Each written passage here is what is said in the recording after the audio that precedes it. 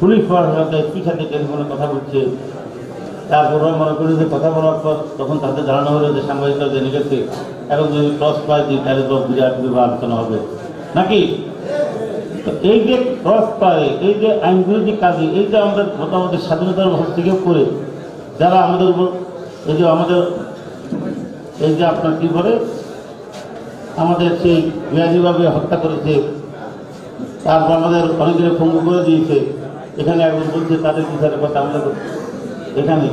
হ্যাঁ, যদি আইনের সাধারণ প্রতিষ্ঠিত করতে হয়, গত রিজিমে যারা এই ধরনের কর্মকাণ্ড করছে অবশ্যই তাদেরকে বিচার আনতে হবে এবং ন্যায্য বিচার পৌঁছে তাদেরকে শাস্তির ব্যবস্থা করতে হবে।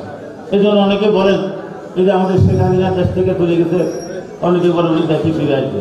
এই জন্য আমি বলি হ্যাঁ, দেশে ফিরে আসবে, তবে রাজনৈতিক নেতা হিসেবে নয়, দেশে ফিরে আসবে খুনের আসামি হিসাবে। আমরা হয়তো তাকে দেশে ফিরে আসতে হবে, কারণ তার খুনের বিচার করা হবে, কারণ সমস্ত অপকর্ম তো সে করছে নাকি, বুঝছে না? সব অতএব কারণে আইনের শাসনে এই ব্যাপারে আবার আইনের শাসনে আপনি আবার আন্দোলনের আপনি যখন স্বাধীনতা ভোগ করবেন আপনাকে চিন্তা করতে আন্দোলনের স্বাধীনতা লঙ্ঘন হচ্ছে।